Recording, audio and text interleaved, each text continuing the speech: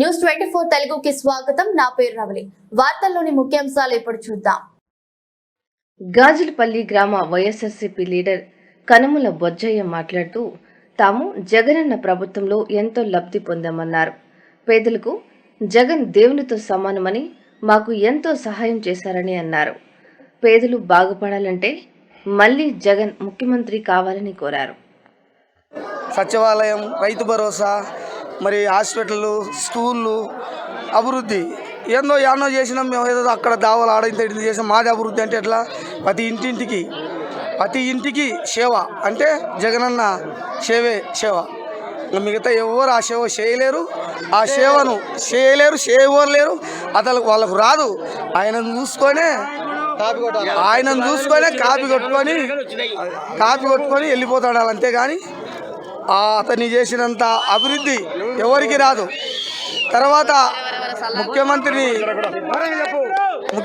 బట్టి శిల్ప చక్రపాణి రెడ్డి, మరి కొండ మధుసూదన్ రెడ్డి, గాజులపల్లి కొండ మధుసూదన్ రెడ్డి ఇంకా శిల్ప జగనన్న కన్నా ఎక్కువ అనుకో. ఏది నీళ్లు, తాగి నీళ్ళు కానీ, ఊళ్ళో దావలు కానీ, ఏడాది చిన్న మంచి బాగా అభివృద్ధి కార్యక్రమాలు కానీ, ఊళ్ళో పెళ్ళిళ్ళు చేసుకుంటుంటే ప్రతి పేదవానికి ఒక సహాయంగా జగనన్న ఏం పెట్టినాడో ఆ విధంగా కొండా మధుసూదన్ రెడ్డి అట్లా అంత ముందుకు పోయే నాయకుడు ఎవరు రాలే. సరే ఉండే కానీ అంతే, ఊరికి అంతే. నాయకుడు అంటే నాయకుడు. అందరం కడదర్చొక్కే, నేను కూడా కడదర్చొక్కే తొడుక్కుంటే దానికి ఉండద్దు. అంగి తొడుక్కునేంత విలువ ఉండాలంటే ఒక కొండా మధుసూదన్ రెడ్డి.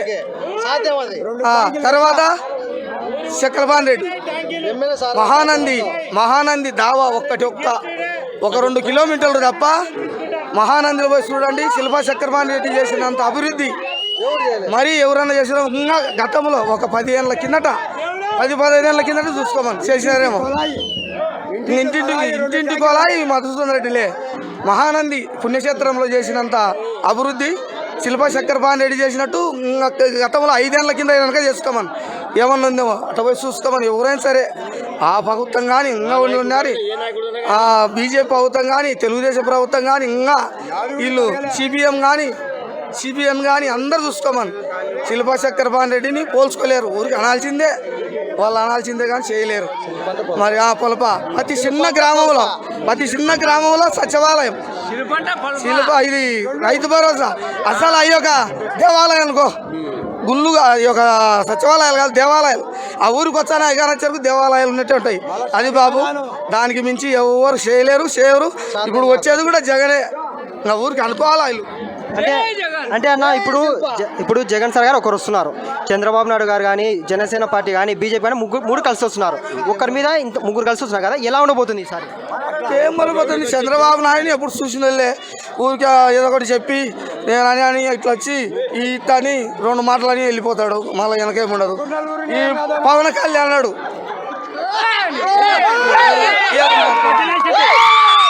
ఏముంది పవన్ కళ్యాణ్ ఏమి లేదు.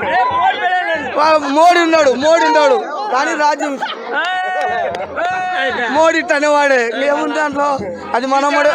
ఆ మోడీ మనమ్మడు వచ్చేవాడు ఇట్టన్నాడంటే ఇంక మనకే, వాళ్ళకేమి లేదు. అది అటుండేది. ఎలా తిరిగి జెండా ఎగరేస్తారు మళ్ళీ జగన్దే. ఎగిరేడు చిన్నగా